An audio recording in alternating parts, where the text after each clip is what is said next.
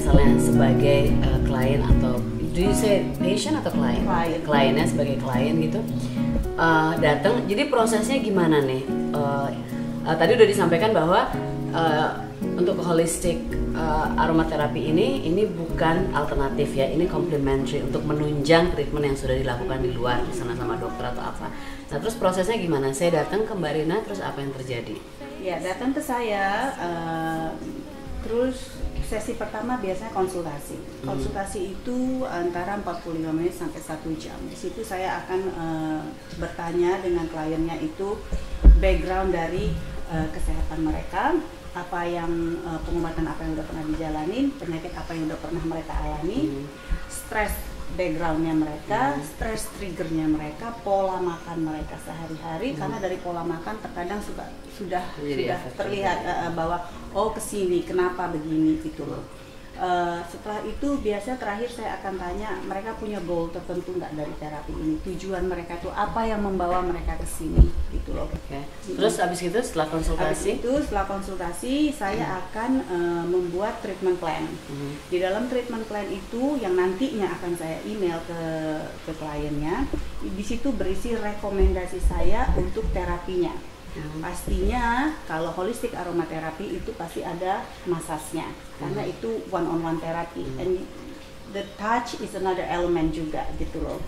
Jadi masas berapa kali seminggu, oilnya apa dan untuk apa oil itu. Terus nanti ada misalnya supporting asistennya ya di rumah, mereka harus pakai oil apa, atau mereka kadang-kadang saya bilang oke, kalau bisa karena saya sudah tahu dari interviewnya itu biasa saya rekomen hal lain, misalnya melukis atau jahit atau kristal atau lain yang bisa bikin kita lebih relax juga untuk atau melupain color atau sometimes having coffee with friends berapa kali itu seminggu gitu ya. Itu penting menunjang jangan untuk menunjang proses pemulihan mereka untuk balance-nya. Untuk balance-nya ya. Oke. Terus biasanya nih kalau klien mereka secara reguler misalnya tadi udah ya untuk treatment misalnya seminggu sekali atau seminggu 2 kali atau apa. Biasanya paling lama mereka datang ke Mbak Rina itu berapa lama? Ada jangka waktunya atau sebetulnya this can be an ongoing thing? Oke.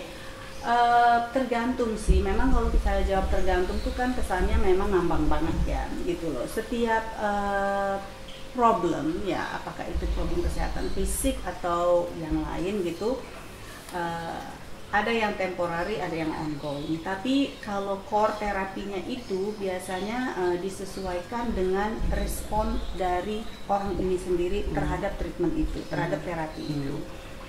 Setelah itu mungkin secara intens 3 bulan 1 kali seminggu masasnya ketemu sayanya.